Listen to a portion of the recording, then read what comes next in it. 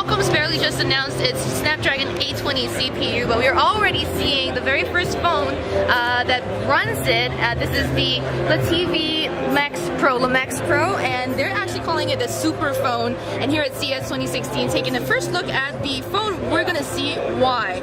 Now, of course, with that new Snapdragon 820 chip, we're expecting a lot of power from this device. So we fortunately were able to kind of look at the AnTuTu benchmark results for this phone, and they're pretty impressive at 129,688. That's impressive on its own, but if you look at the ranking, it beats other devices such as the Galaxy S6 Edge, the Xiaomi Note Pro, and the OnePlus 2.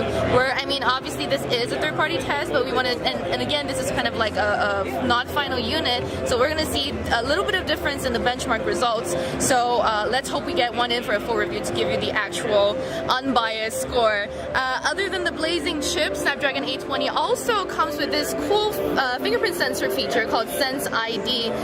What's really interesting about it is that you can, it can actually read your fingerprint through grime, through water, because it's subdermal. So it's actually, if your finger were dead for some reason, it would not activate this fingerprint sensor or unlock your phone.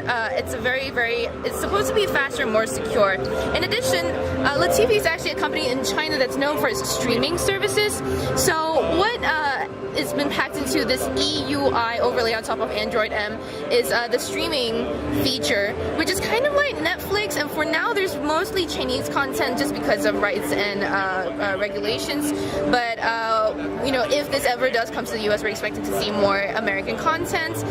It's a very interesting, like, I like that it's baked into the phone with a display that's 6.3 inches, 2K resolution. You're gonna really want to spend a lot of time watching your videos on this. And it's got an onboard 3400 milliamp hour battery. The body is just beautiful. This gold version we have over here, it's a metal unibody, it's aluminum, and it's got some white banding that looks a little bit like the iPhone 6s or 6 Plus, but it feels really solid, and you can't really tell it's a 6.3 inch display.